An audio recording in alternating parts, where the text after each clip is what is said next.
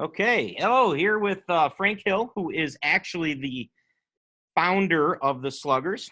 And I'll let him tell you the story of how that all came about. But Frank has been with the program since its inception and a couple small hiatuses. But for the most part, he's been involved in one way or another. Right now, he gives a lot of hitting lessons as well as serving as in an emeritus capacity on our board of directors. And Frank's a big part of the Sluggers still. In fact, one of my mentors when I came into the program now 10 or 11 years ago. And so still a big part of what's going on and helping educate coaches and players and everything. And so what I'd like to do is kind of take this as an opportunity to help all of those families that maybe don't know the history behind the Sluggers to go in a little more depth with Frank, since he's been with us since the very beginning. And so I guess probably a good place to start, Frank, is if you can kind of, tell us how the roads were paved. Like, tell us where this thing all began, why it came about, and maybe the early history of the Sluggers. Okay, well, a long time ago, somewhere in the very late 1980s, the program was still slow pitch, and it was a rec program. And I became involved when my daughter was about 9, which is about 88. And there were several good players in the rec program, and it was a fairly big program in the 400 or 500 range. Some of the girls, after a couple of years at about 11, 12 years old, they were getting tired of it. And they said it's just not challenging because they had joined tournament teams within. What we used to do is have a tournament team at the end of the year for 12s and 14s. And then they would go and play a travel tournament and get the brains beat out every year. And so we did that the first year. I coached the 12-year-olds, and they lost 28-2. And I always tell people that's when I realized I didn't know enough about this to really do a great job coaching. I thought baseball was good enough. It wasn't good enough. So I went to a lot of camps and clinics and everything else that the ASA had. And the emergency system Emergency alert.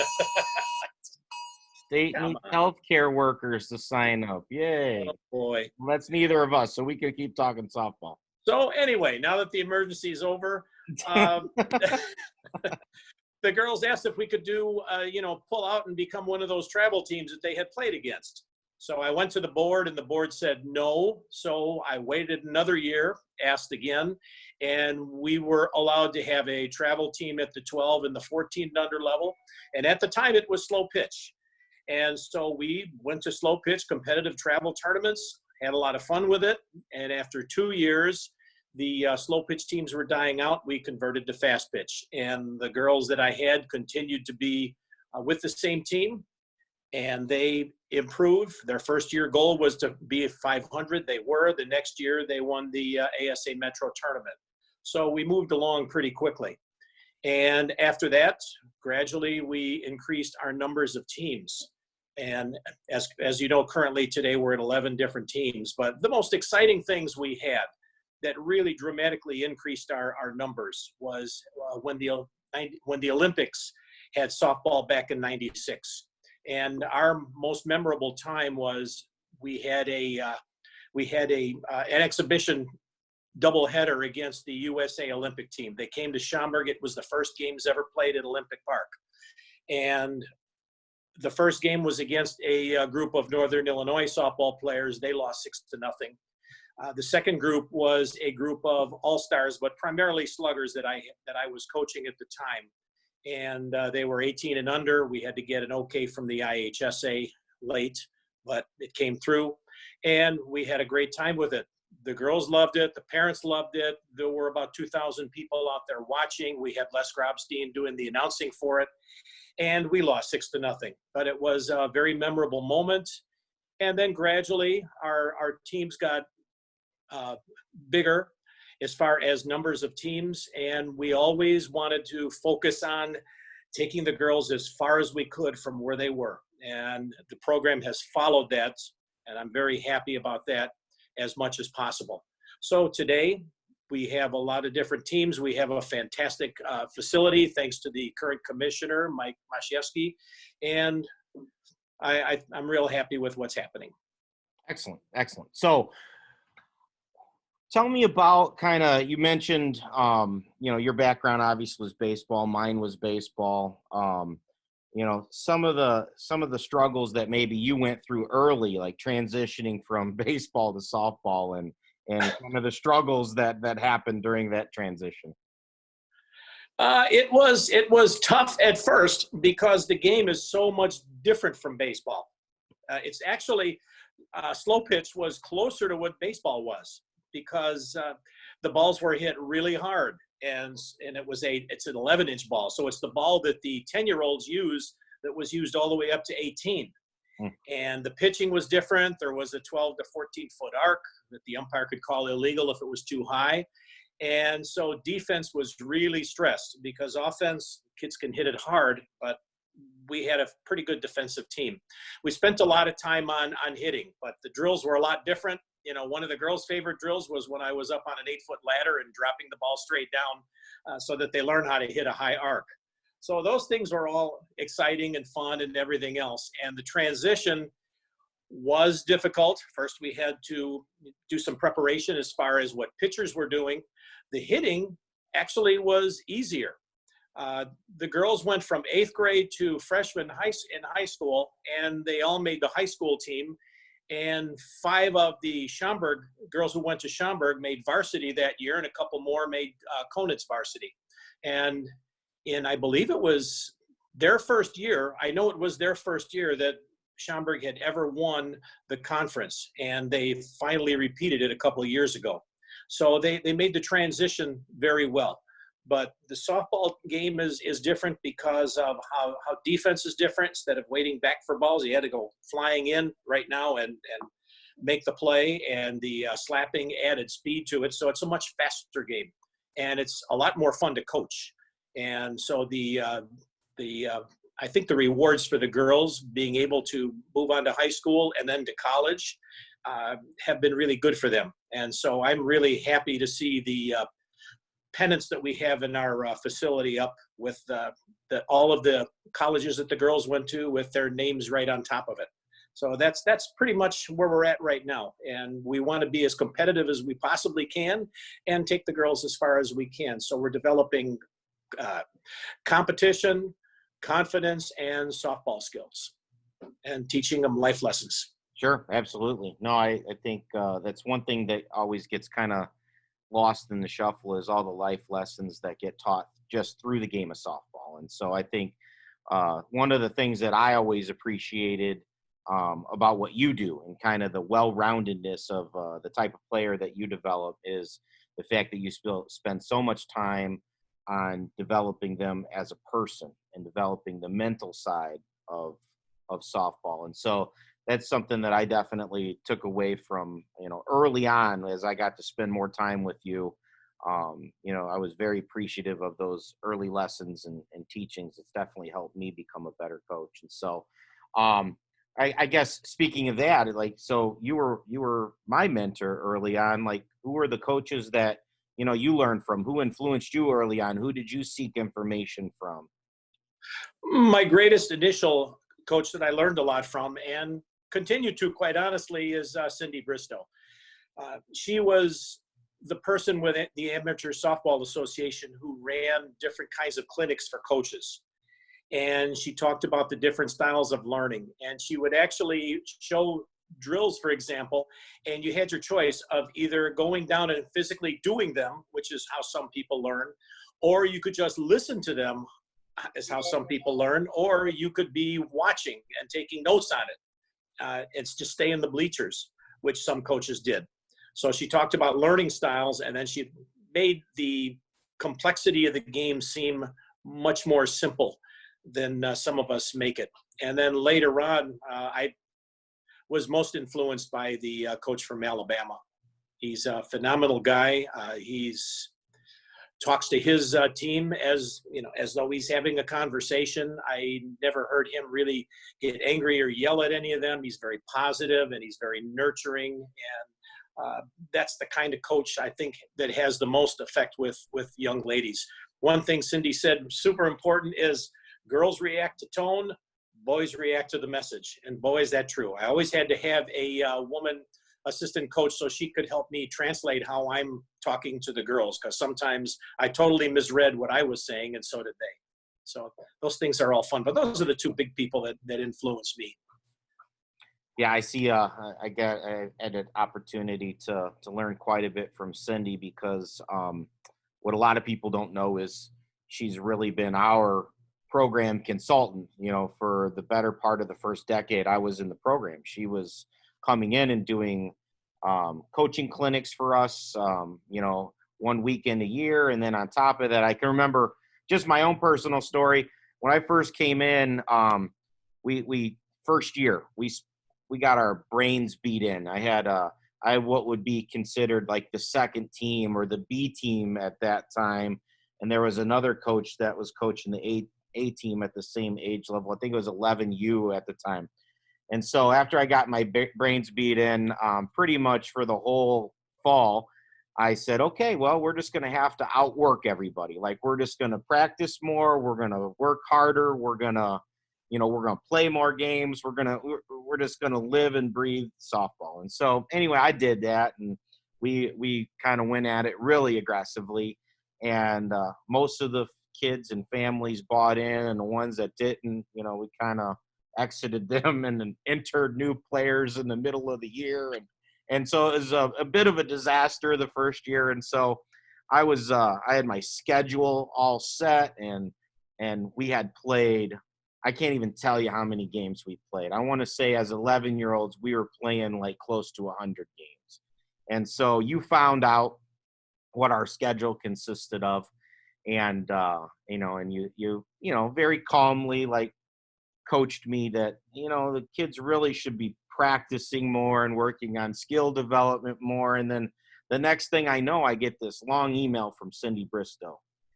So, to validate what you had said, you had Cindy write me personally, which at that time I really didn't even understand who Cindy was or what standing she had in the industry.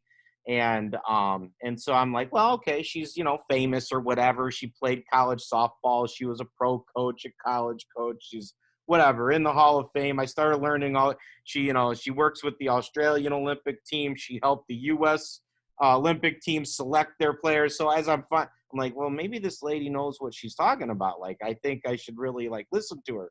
And she gave me this long answer, very detailed, with a lot of factual information, a lot of statistics.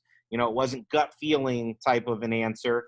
And it basically said, at the younger ages, why a player should practice more than they actually play games. And then as a player gets older, that transitions from less practice, more games. And over time, by the time they're 18, it should really be, more games than practice. But it takes a long time to build up to that. And so anyway, long story short, not that we didn't grow as a team that year. We surely did. But if I could have had 20, 30, 40 of those games back and turned them into practices, and I wasn't nearly as competent at setting up and structuring practices that year as, I became over time. Like, it took me several years to be able to really develop a good practice and make sure that we're teaching the right things. But I remember that email to this day that Cindy wrote me, and it was because of you. You obviously reached out to her, and she came back, and I probably at that time wouldn't have listened to you. I probably would have just kept doing what I was doing, quite honestly. And then Cindy sent me that email, and I kind of learned who she was and, her background, and it really did open my eyes. And so going forward, I always felt like my favorite weekend of the year was that weekend we got to spend with Cindy as coaches, where, it was pretty, it was kind of a 1-on-20 type of environment where 20 of our top coaches got to really spend time with her and, develop a whole program to make us better as coaches. And so anyway, long story short, Cindy was a big influence on you, but she also was a big influence on me as well. I can't tell you how much stuff I learned from Cindy over the years. I probably forgotten more than I've learned from her, because there was just so much that we went through for the last decade with her. So. Well, that's just it. Every time she came in, it was like, "Ooh, I didn't consider that." It's amazing what's in that brain if you just let her go. And she continues. One thing she's doing now is having a pitching and a hitting summit at her facility in Florida, where she has all of the major colleges that want to come, and it's all of them: UCLA, Michigan, all of them are going there, and she films what the coaches are saying. She's not teaching them. They're talking about their experiences in the current year and what's succeeding and what's failing. And I think that's just a phenomenal service to to our game. Yeah, absolutely. And then those coaches in turn are the ones that are, teaching at the NFCA clinics. And so it's I've never seen an industry where so many people and coaches share so much information. Even when they're competitors, they share. And so I just found that very enlightening, very refreshing as an industry that we do that. And so, Oh, Cindy. yeah. It goes all the way down to coaches at our level. When I was coaching 18s, if I played a team, they were doing something really well, I would go to the coach after the game and say, "How did you teach them how to hit a changeup so well? I've never seen a team like this." And the coach right away would give me the answer. Very helpful people. And so some of the teams we played against were really a lot of fun and really enjoyed. I enjoyed playing, competing against the Sparks from Orland Park and the Orland Days and some of the teams down south, because it was great competition, and we as coaches had a pretty good relationship with each other. So that's part of the game that's fun too. Yeah, I mean, we've talking about how big our game has grown too over the years, and in those early days, I remember you telling me it was like the first few years, it was only a handful of teams that were playing A-level travel ball. And Sluggers were obviously one of those, but can you kind of go through some of that early history? I mean, this is pre-Beverly Bandits and pre-Chill, Yeah. and I mean, this is well before all those powerhouse programs were established or even thought of at that time. Yes, if you look, I know the Schaumburg varsity coach, and way back when my daughter was a freshman, she self-taught how to pitch. There were no lessons. There was no intense coaching. These kids were just given the ball and told to play. It was, and gradually the game has evolved to the point where pitchers are getting, even for the levels that you teach, parents are just seeking lessons, like maybe too much, but there's a lot of instruction out there. Sometimes over instruction. Yeah, absolutely. Yeah, I have some 8 and 9-year-olds that are seeing 2 and 3, and my daughter's in that group. I mean, it's it's crazy. It's like everybody craves more work and more information, and it's I would have never thought of doing that with my oldest daughter, who now is a freshman in college. So it is amazing. So so coming back off of maybe the history a little bit, you got a lot of players right now because of the situation we're in, where everybody's shelter in place and we're all under quarantine, and so these players are looking for things to do at home. You have any suggestions, ideas, drills, whatever, things that kids can work on to kind of stay sharp at home? Or you're talking small spaces. Some kids do have yards, some don't have yards. Some have parents that can help them, some don't. So anything, like I get the question all the time of what can I do? And my answer a lot of times is, do what you can. Like, everybody's situation is a little different. Like, we each have different set of resources at home. But most importantly, enjoy your family a little bit. You might not get an opportunity like this of the rest of their lives. So, but if they do want to work on their game, or if the kids are driving the parents nuts and they want to keep them busy, any suggestions on what to do? It's funny you asked that, because I have 2 of my hitters are always sending me videos, and dad soft tosses, and they're hitting the ball either into a net or into a field. And how does it look, coach? And it's fun to take a look at those. Plus they send me funny videos too. But just going out and hitting. And if it's an enclosed place, what are you working on? There are a whole list of different drills that they can do on their own, but they can be made fun too. You can get those plastic colored balls and hit them in the basement, and they're not going to damage anything because they're so light. Or you can roll up a pair of socks, put them on a tee, and then practice swinging on that. There's just a lot of different things. The knee ankle tap. They can do all of the drills that we work on in our practices and in our lessons that they can work on. And throwing a ball off of a wall and pick it up, glove foot forward, and throw the ball back into the wall. See how many times you can be accurate. You could do that with a parent or a sibling, or just on your own. So there's lots of different stuff. They can be as creative as they want. Or, sometimes it's 20 questions. Give them a situation and have them explain what they would do if they were in that situation. Or just make a miniature field, like the bases are only 10 feet apart downstairs. And instead of hitting and running, just roll the ball and then walk through where are you going to go, where would the defense be. And so they can just practice on a skill at a base if they wanted to. So lots of stuff they can do at home if they wanted to. Yeah, it's all about creativity, I would say. It's like, make some fun out of it. Make it a game. Anytime you create some competition, it's always fun too. So my early lessons were in my garage. So I would put up tarps. And, we would hit softer balls into the wiffle balls into the tarps. And we only broke the light a couple of times. So not too bad. Well, I don't want to date myself, but I do go back to the lessons in your garage. So before, and you're pretty old, yeah.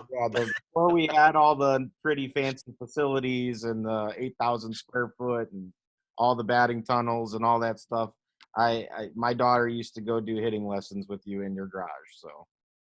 Yeah, and our first facility was a cheerleading facility, and so that when they were finished with their season in November, we would go in, put up our hitting nets, and put plywood all over the walls so we wouldn't damage them. And then come March, we would have to take all of that stuff down, store it, and then they would come in with their mats and do their cheerleading thing again. So we've come a long way. We moved from there to a rental place that was adjoining your business, which you were fantastic enough to find and allow us to rent that part of it. And now we're in a bigger facility with 7 nets and 7 tunnels and an area for mental game and strength training and everything else. So we've come a long way with that. And that makes the creativity you can do in your facility even greater. Just use your imagination to what you can do with that big of an area. Yeah, I think we went from about 2,000 square foot, very short. We didn't even have in some of the tunnels enough space to pitch. We didn't even have 43 feet, in a lot of those tunnels. And then the second place was, I want to say about 5,000, just under 5,000 square feet. And now we're in close to 9,000 square feet. And so every time it seems like we're kind of doubling. So it's been nice. And I can tell you this. I can tell you, I'm glad we don't have to put up and take down the cheer house. Like that was a nightmare. But the first nightmare, I forgot to mention it. We were in the basement of the old tennis club from the Park District. Oh, that predates me for sure. I don't remember. Oh, yeah. So, it leaked. It was horrible. We had a 20-foot tunnel, and you just wouldn't believe the things we had to do with PCV pipe and some other stuff just to practice some basic things. It was bad. Water on the floor, but we got through it. So we made the best of it. The kids were fantastic.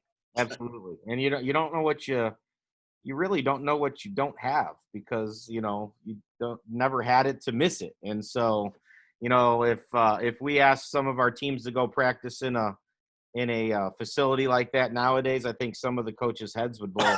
They wouldn't even know how to do a practice in something like that. Oh, I just laugh if I hear someone say there's not enough room. Yeah, I know. Absolutely. I'm the same way. Yeah. So speaking of players, like you coached a lot of girls over the years, and you still continue to coach a lot of them in hitting. If you're forming a team, if you're picking players, what would you say would be some of your favorite qualities in a player? Like, what are you looking for outside of, skill wise? Like what are you looking from a personality standpoint or emotional maturity standpoint, or what, what are you looking for in a girl? Like what's your key things that if you're doing a tryout, you're going to try to find that in that kid? If I'm doing a tryout, first thing I do is talk to all the girls, and I'm looking to see who's making good eye contact with me, that they're really interested and excited about being there. Then I'm looking for aggressiveness. If we're hitting grounders, are they going to go flying after them? Are they the ones who dive? That also makes an impression on a coach. And if someone else does a good job, are they giving them congratulations? Are they high-fiving people who are doing a good job? So are they team players? Are they excited about the game? Are they respectful to the game and the coaches? And then finally, there's just some intangibles where you could say, she's kind of rough around the edges, but she's really willing to learn. And I think I can take her a long way. Or someone else who maybe it's a personality conflict. We've had kids that are so aggressive that they're almost angry when they're playing. And it's a challenge to tone that down so that you turn that aggression into the game and into being a great softball player. And, those kids have come through really well too. And then there's the one that reminds me of one of the girls that came from Wisconsin. She was a problem in school. She was truant. She wasn't, going to class. And they drove all the way down from Kenosha to come to practices. And gradually, we told her that if you miss a day of school, you're going to miss a day of practice and you're going to miss a game. And so we worked with the parents on that. And she became a great ball player. Even though her grades were low, we got her a scholarship to a junior college in Alabama. Coach was phenomenal. We had talked to him and had seen him at a recruiters tournament. And then she went to one of the Tennessee colleges, got her 4-year degree, and she's currently in law enforcement, married, and seems to be doing very well. So there's all different kinds of stories out there. And, a team has to have, it can't be just stock players that you agree with, that you've got to have some chemistry. And if you can get all those kids to work together, the real aggressive ones, the physically gifted kids, the ones who just love to play, and some of them just want to have the experience with the team and they're willing to work as hard as they could so that they do get to play, you can get a great chemistry. And the other part of chemistry is having really good coaches.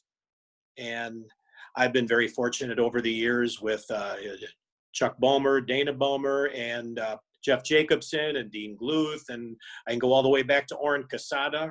His daughter's daughter is now playing in the Slugger program. So all of those things have been a blessing, and it's made at least a lot of softball a lot of fun and very rewarding personally. I get more out of it than I give. I got to be honest about that. Yeah, amazing. Well, what do you feel today is one of the more under taught parts of the game, speaking of great coaching and everything? What if you go out and watch today, and I'm sure that the game has evolved just in the little more than a decade I've been involved with it. You've seen it over 3 decades. What do you feel like today, like we're missing as coaches, we're not addressing as enough when you go see games out there today?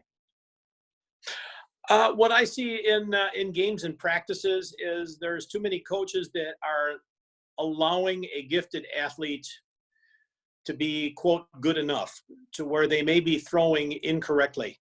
And instead of fixing that or really working hard in it, they're accepting less than what that girl can do, and it could make it dangerous in the long run as far as shoulder injuries. The other thing I see is let's just throw, and offering no instruction while you're throwing. And the last thing is everything from the warm-ups all the way to the end of a practice, there should be a purpose to it. There should be a purpose in each inning that is played. Maybe inning 1, you're saying she's got a great movement pitch. Let's move up in the box. This one has a great rise ball. Let's move way back in the box. These guys are really fast. We saw 3 people who threw right, but they're batting left. They're probably slappers. We're going to squeeze them. So there's a lot of the strategy of the game that the coaches can be teaching. And also they can't be satisfied with a skill that a young lady hasn't mastered, but she just doesn't have it. And so you can't just give up on her and say, well, that's as good as she's going to get. Can't accept that. Sure. I tell you, one of the things that I took away, I mean, again, just like most guys, we come from baseball. I came from the baseball side, and you think before you do it, you think it's the same thing, and then the differences in coaching girls rather than boys. And I started off coaching boys, and so not knowing the differences when I got into it, one of the things that I definitely learned from you, there was really a couple things. The first thing was I never really understood how hard you could push these female athletes. Like at the very beginning, I was like, well, I'm coaching my daughter, I'm coaching girls, and I could truly say that, probably at least the first several months, I never really pushed them hard enough. And then you came in and did some joint practices with me, and I seen like how much you pushed them and how they responded to it. And we still never found their limits most of the time. Like we just kept pushing them harder and farther, and they seemed to crave, that, like they wanted to be treated in a way that really kind of pushed them beyond their limits. Like they, even more so than boys. And then the other thing that I really found is that the female athlete was such a perfectionist in so many ways. Like they just wanted to do it right. Like if you gave them the time and the effort and stayed with them, like they wanted to do it perfect. Like they're just perfectionists. And not every single athlete, it's definitely generalizing or stereotyping, but definitely more so than the boys that I had the opportunity to coach. Like girls just really wanted to be perfect at everything they did. And so, your advice to me was like, don't let them off the hook. Like keep them going. Like let them keep forcing them. Like if you want them to throw properly, spend the time with them. Like don't practice with a purpose. Like every single thing you do in practice has a purpose. Like you're there to get better. Every throw, every catch, every swing, every pitch, it doesn't matter. Like you're there to get better. And that was definitely one of the things that I took away. And so even I've, after I've gone through with the 18s and now circled back to coaching 7, 8s, and 9s, we do the same thing there. Like we don't let them off the hook. Their brains may not be connecting with their bodies sometimes because they're not coordinated just yet, but we stay with it. Like we just don't let them off the hook. We expect and demand perfection. And when their body and their brains start connecting, like it's amazing. Like you see it all come together, where one day they couldn't and the next day they can. And it's pretty amazing. But that's one thing that I think the younger group that I'm coaching is definitely benefiting from. And that's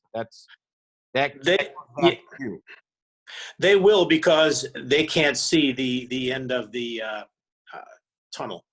They don't know where it's going to go, and you can tell them all you want, but it doesn't mean anything. So each year, I mean, some of these skills take years. One of your former players, she's finally understanding some of the more complex movements in hitting. It just takes time. And the other thing is, a lot of coaches do they call team bonding. Everything we did, there was a purpose to it. When we went to the ropes training course for one team, I told the instructors that were up on the high ropes, I want you to really focus on exercises that promote trust, and then a couple others that promote teamwork. And when we had the pizza party, every player had a responsibility. You're going to roll the dough, you're going to put this, you're going to do that. And when we had the formal dinner, it was respect to the game. They had to come here dressed up, and it was a formal dinner that they were served. And we took their picture, and we showed them that if you respect each other and yourselves, you're going to respect the game. So anything you do, figure out what's your purpose and how are you going to get that across to your players without hitting them over the head with it. And after, when they look back after years, they start to understand what it was that you were doing and what they were learning without even knowing they were learning.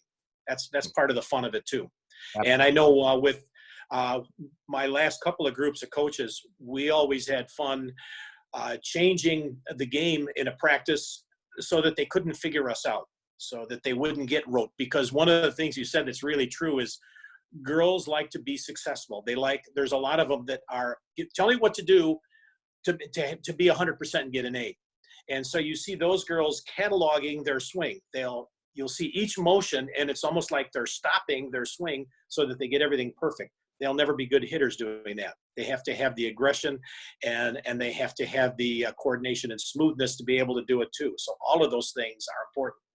I've got one girl from one of our coaches' teams, incredibly strong, was a gymnastics champion, just brute strength. She hits the ball extremely hard. Well, we're working on technique now. And then I have another one that was extremely weak that we're working on strength training, and also on really working hard on the technique so that she can learn how to use her whole body effectively. So there's just a lot of different things, and they're very subtle sometimes, and sometimes they'll hit you over the head, like with the little ones. Yeah. They're a lot of fun. I'm learning a lot from them. Oh man, I had to reteach myself how to coach the young athlete. Let me tell you, because they're little beasts. Like they work hard and they go after it and everything, but you have to take a different approach with them. Like there's no doubt that you can't coach an 8-year-old the same way you can coach an 18-year-old. Oh, I had to learn that from you. Yeah, I had never coached them that young before. That was a challenge. It's amazing. I mean, it really is. And but I haven't found their limits yet. They work really, really hard. Like Yes, they do. Yeah. So, well, I'm going to wrap up with you. I think we're going to have to do a part 2 of this because there's a bunch more that I want to talk to you about, and I'm sure people would love to hear. But it was a pleasure. I appreciate you spending time with us. And as always, you always give back to the game and give back to the Sluggers. And I can tell you that not only myself, but, most people just really appreciate everything you do for us. So. Well, thank you, Coach, and thanks for making this project something that's real. It's going to be good for the girls that are in the program now. Thank you. Yeah, absolutely. We'll talk to you soon. Take care, Frank. Okay.